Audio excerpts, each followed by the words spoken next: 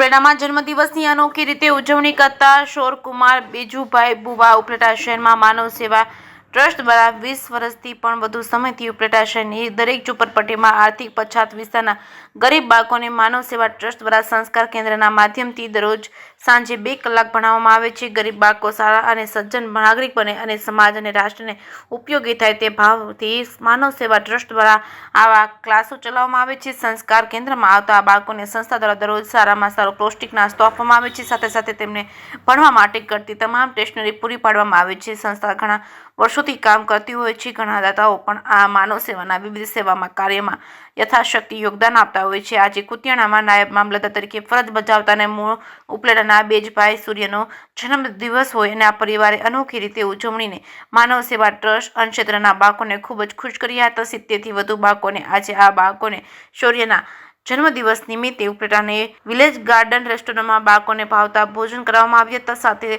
બાળકોને આ ગાર્ડન રેસ્ટોરન્ટમાં ખૂબ જ હિંચકાઓ અને અન્ય રાઇડ્સનો ઉપયોગ કરીને ખૂબ આનંદ માણ્યો હતો। ગ્રીન વિલેજ ગાર્ડન રેસ્ટોરન્ટમાં જમવા આવેલા આ ગરીબ બાળકોમાંથી એક પણ બાળકે ક્યારે આવી મોંઘી હોટલમાં ક્યારે જમવા જવાનું તેમને સપનું પણ વિચાર્યું ન હતું।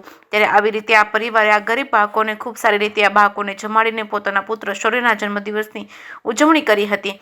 જે કેસની ગુજરાતી સાથે અર્શી આહિર ઉપલેટા બોલ બાલ્યદેવો ભવો ભારતીય સંસ્કૃતિની અંદર બાળક છે એમાં ભગવાન જવાનો પ્રયત્ન કરવાનો છે। જરૂરિયાતમંદ આવા બાળકોને લાવીએ અને નવા વર્ષના શુભ દિને એમને સરસ મજાનું ભોજન કરાવીએ અને એ જે અમીનો ઓટકાર લાવશે એ એના હસતા મોઢે જોવા એ ખરેખર આનંદનો વિષય છે। આજે અમારા શૌર્યનો જન્મદિવસ છે।